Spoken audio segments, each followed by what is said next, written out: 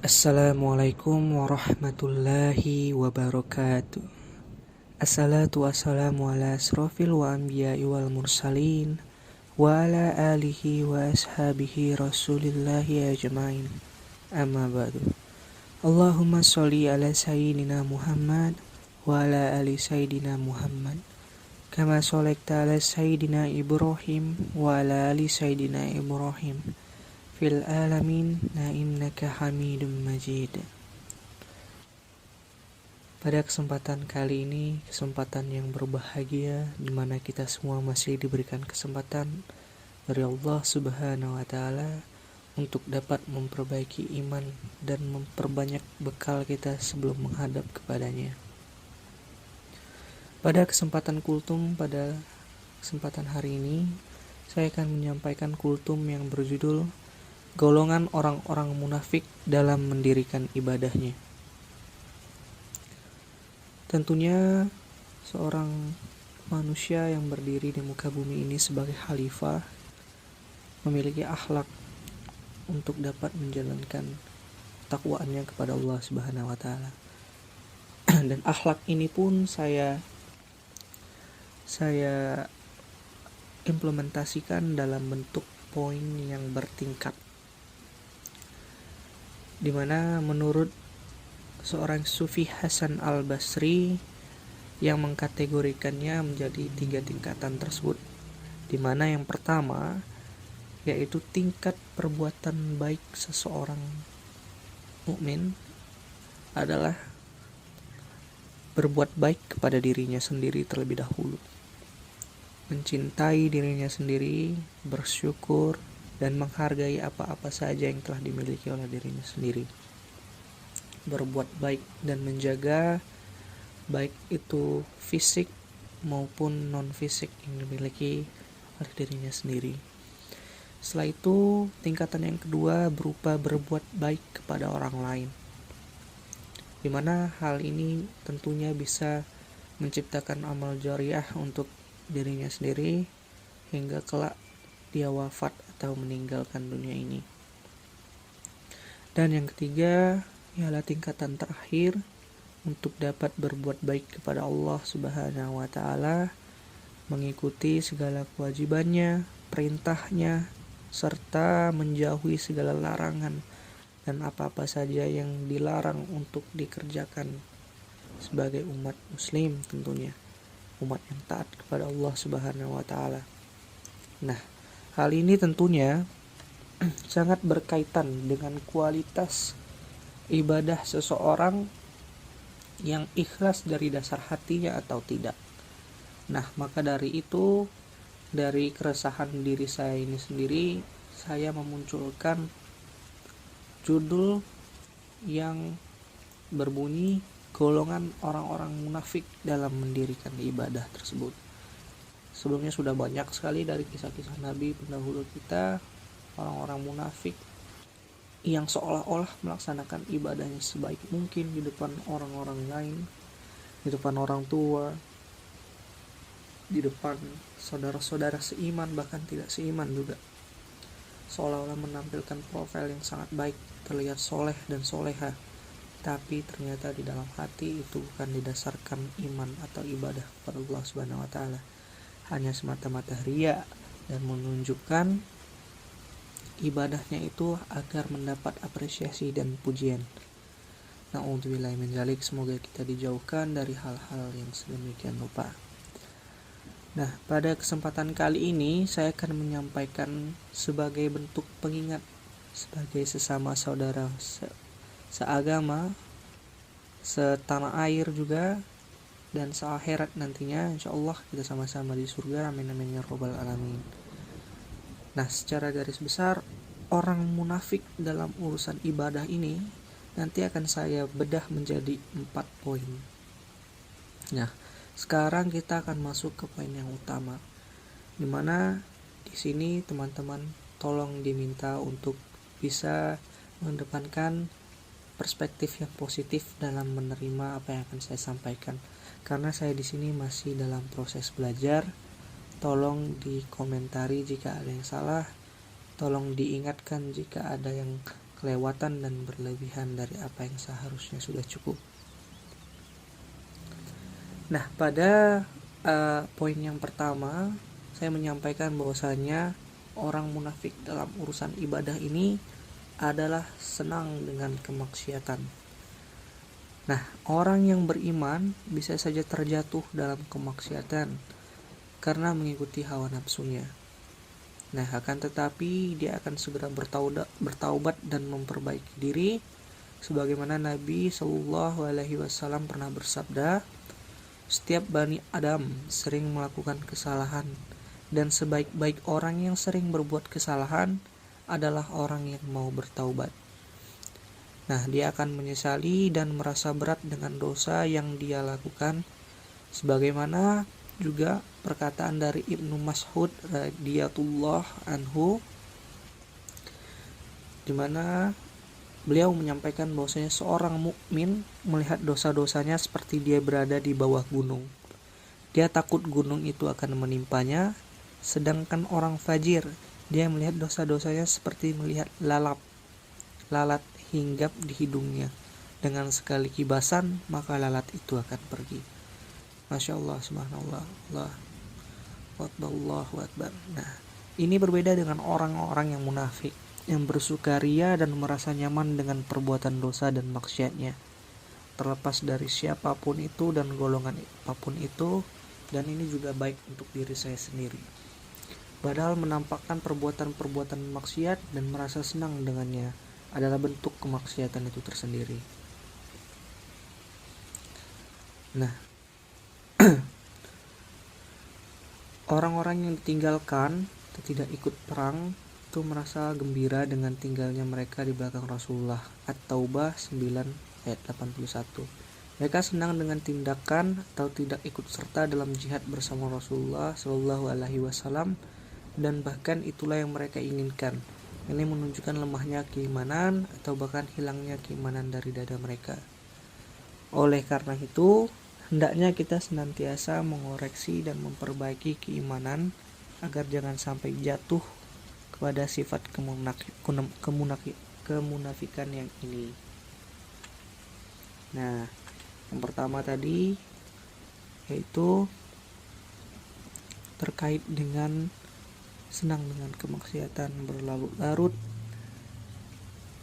dimana yang contoh sederhananya sering kita dengar atau sering kita lakukan ialah perbuatan maksiat seperti zina mata atau mungkin zina secara fisik kepada lawan jenis kita, dimana sebelum melakukan maksiat mungkin kita merasa bahwasanya itu biasa-biasa saja, tidak apa-apa, dimana nanti toh juga kita bisa bertaubat dan dimaafkan oleh Allah Subhanahu wa taala. Nah, hal inilah yang terkadang membuat kita mengulangi kesalahan yang sama dengan alasan yang sedemikian rupa tadi. Karena kita merasa kita selalu punya waktu yang panjang untuk dapat memperbaiki itu. Padahal umur adalah takdir yang kita tidak ketahui kapan datangnya kepada kita. Bisa saja sebelum kita melakukan maksiat, kita sudah ditarik duluan ajalnya. Belum lagi sempat kita untuk memperbaiki maksiat yang sudah kita perbuat tadi sebelumnya. Nah, seperti itu teman-teman. Nah, untuk yang poin kedua, yaitu adalah benci dengan ketaatan. Di dalam banyak tempat di dalam Al-Quran, Allah Azza wa Jalla mengaitkan antara iman dan amal soleh. Karena amal adalah bagian dari iman dan merupakan bukti serta buah dari keimanan yang benar. Allah Azza wa Jalla berfirman, adapun orang yang beriman dan beramal soleh, maka baginya pahala yang terbaik sebagai balasan, dan akan kami titahkan kepadanya yang mudah dari perintah-perintah kami. Al-Kahfi 18/88. Nah, mereka yang beriman melaksanakan amal soleh dengan penuh sesungguhnya, dengan penuh kesungguhan dan keikhlasan. Mereka juga mencintai Allah Azza wa Jalla dan mencintai apa-apa yang dicintai Allah, dan mencintai setiap amalan yang akan mendekatkan mereka kepada Allah Azza wa Jalla. Nah, Mereka mendapatkan ketenangan dari ibadah yang mereka lakukan. Nah, inilah keadaan orang yang beriman. Keimanan sudah tertanam di hatinya, dia telah merasakan kelezatan ibadah dan keimanan tersebut telah berbuah amal soleh dan akhlak mulia untuk dirinya sendiri. Namun, ini sangat berbeda dengan orang munafik. Mereka tidak merasakan kelezatan iman dan tidak mencintai Allah Azza wa Jalla, Allah Subhanahu wa Ta'ala, dari hatinya sendiri, dari ketaatannya dalam melaksanakan ibadah. Oleh karena itu, mereka tidak mencintai amalan yang akan mendekatkan diri mereka kepada Allah. Ketika mereka melaksanakan ketaatan, bukan ketenangan dan kebahagiaan yang mereka dapati, melainkan kesempitan, kesusahan, dan kesedihan. Hati mereka ingkar, akidah mereka rusak, dan nurani mereka pun gelap. Mereka membenci agama ini dan seluruh syiar-syiar dan syariat-syariat Islam. Kalaupun terlihat mengerjakan amal-amal ibadah, maka mereka akan mengerjakannya secara ala kadarnya saja dan terbebas dari beban ibadah itu sendiri.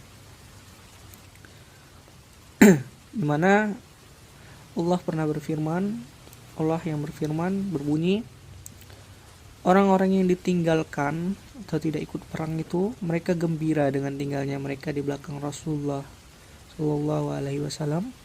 Dan mereka tidak suka berjihad dengan harta dan jiwa mereka pada jalan Allah. Dan mereka berkata, janganlah kamu berangkat pergi dalam panas terik ini. Katakanlah, api neraka jahanam itu lebih sangat panasnya jika mereka mengetahui. At-Taubah 9 ayat 8. Sebagai contoh dalam masalah infak, mereka berinfak namun disertai rasa benci. Mereka benci infak, benci orang yang mereka beri, bahkan mereka benci keadaan yang mengharuskan mereka untuk dapat berinfak. Mereka tidak menginfakkan harta kecuali dalam keadaan terpaksa, sebagaimana dijelaskan oleh Allah Azza wa Jalla, dan tidak pula menafkahkan harta mereka melainkan dengan rasa enggan. At-Taubah 9:54. Bahkan orang munafik berusaha menempuh berbagai cara agar bisa terlepas dari ibadah. Mereka berani bersumpah, berdusta, mengajukan uzur dan mencari alasan atas ketidakikutsertaan mereka dalam suatu amal ibadah. Seperti dalam masalah jihad, Allah Azza wa Jalla mengabarkan tentang keadaan mereka dalam firman-Nya yang artinya, kalau yang kamu serukan kepada mereka itu keuntungan yang mudah diperoleh dan perjalanan yang tidak seberapa jauh, pastilah mereka mengikutimu. Tetapi tempat yang dituju itu amat jauh, terasa oleh mereka akan bersumpah dengan nama Allah, jikalau kami sanggup, tentulah kami berangkat bersama-samamu. Mereka membinasakan diri mereka sendiri. Dan Allah mengetahui bahwa sesungguhnya mereka benar-benar orang yang berdusta. Ada surat At-Taubah. Mereka akan melakukan ketaatan kecuali dalam keadaan malas dan benci terhadap amal ketaatan dan kebaikan. Nah, yang selanjutnya, yang poin ketiga, yaitu adalah kemunafikan pada malas melaksanakan sholat. Nah, ini salah satu hal yang paling substansi atau inti, mana yang paling mungkin banyak dilakukan pada setiap umat Islam yang ada di muka bumi ini, termasuk saya sendiri mungkin. Salat bagi orang beriman adalah penyejuk hati dengan salat. Mereka bermunajat, memohon kepada Allah, mendekatkan diri kepadanya, meminta segala hajat kebutuhan mereka. Nabi SAW bersabda, dan dijadikan penyejuk mataku di dalam salat. Ibnu Mas'ud radhiyallahu anhu menggambarkan bagaimana semangatnya para salaf dalam menunaikan salat. Beliau radhiyallahu anhu berkata, sesungguhnya seorang laki didatangkan dengan dipapah oleh dua orang dan diberikan di saf. Semua ini karena mereka mengetahui arti salat dan kemuliaannya serta derajatnya yang tinggi. Ini berbanding terbalik dengan orang munafik. Dan mereka tidak mengerjakan sholat melainkan dengan malas dan tidak pula menafkahkan harta mereka melainkan dengan rasa enggan. Nah, sesungguhnya orang-orang munafik itu menipu Allah dan Allah akan membalas tipuan mereka. Dan apabila mereka berdiri untuk sholat, mereka berdiri dengan malas tentunya. Mereka bermaksud ria dengan sholatnya di hadapan manusia lain, dan tidaklah mereka menyebut Allah Azza wa Jalla kecuali sedikit sekali pada surat An-Nisa. Dan salat yang paling berat bagi orang munafik adalah salat Isya dan salat subuh. Nah teman-teman, menurut An-Nisa, salat yang paling berat bagi orang munafik adalah salat Isya dan salat subuh. Nabi SAW bersabda, salat yang paling berat bagi orang munafik adalah salat Isya dan salat subuh. Di antara bentuk peremehan mereka terhadap salat, tidak ikut sholat berjamaah bersama kaum muslimin, melaksanakan sholat dengan rasa malas dan rasa enggan, ria dan menghiasi sholatnya agar dilihat manusia saja.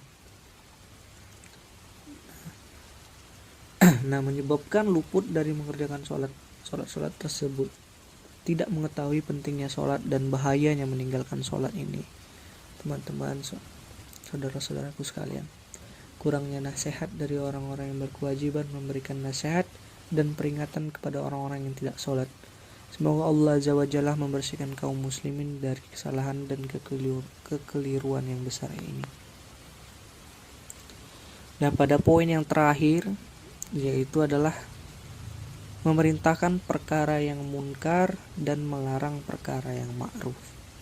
Yang dimaksud dengan al-ma'ruf adalah setiap perkara yang dianggap baik secara syariat dan diperintahkan untuk dilakukan seperti tauhid dan ketaatan kepada Allah Azza wa Jalla.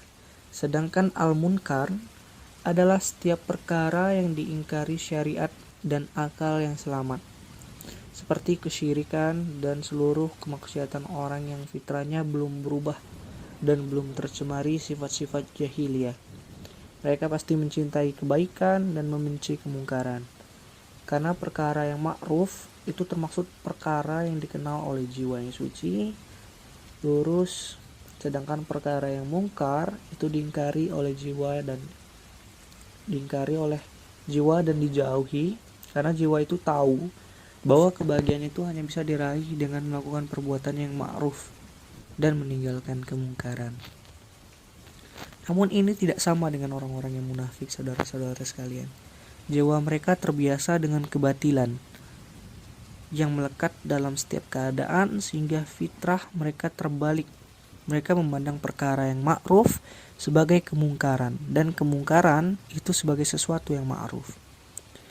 Nah, mereka bahu-membahu dalam memerintah kepada kekufuran, kesyirikan, perbuatan maksiat dan mencegah perbuatan baik, dan bahkan jika mampu, mereka akan memerangi kebaikan dan menyakiti orang-orang yang melakukan kebaikan Allah. Nah, Allah Azza wa Jalla pun pernah berfirman pada Al-Quran, orang-orang munafik, laki-laki dan perempuan, sebagian dengan sebagian yang lain adalah sama. Mereka menyuruh membuat yang mungkar dan melarang berbuat yang ma'ruf. Dan mereka menggenggamkan tangannya, mereka telah lupa kepada Allah, maka Allah melupakan mereka. Sungguhnya orang-orang munafik itu adalah orang-orang yang fasik. Surat At-Taubah ayat 9. Nah, begitulah sedikit hal yang bisa saya sampaikan pada kesempatan kultum waktu ini. Mohon maaf jika saya masih banyak kurang dan kesalahan dalam menyampaikan kultum ini, karena saya masih sangat jauh dari kata baik dan masih dalam proses pembelajaran. Semoga apa-apa saja yang baik itu berasal dari Allah Subhanahu wa Ta'ala dan bermanfaat untuk teman-teman semuanya, dan apa-apa yang buruk itu hanyalah berasal dari kesalahan saya sebagai hamba dan mohon dimaafkan. Dan saya akhiri pada kultum kesempatan kali ini. Semoga pada kesempatan lain saya bisa memperbaiki diri dan bisa melakukan kultum dengan lebih baik lagi. Wabillahi fisabilil haq fastabiqul khairat. Wassalamualaikum warahmatullahi wabarakatuh.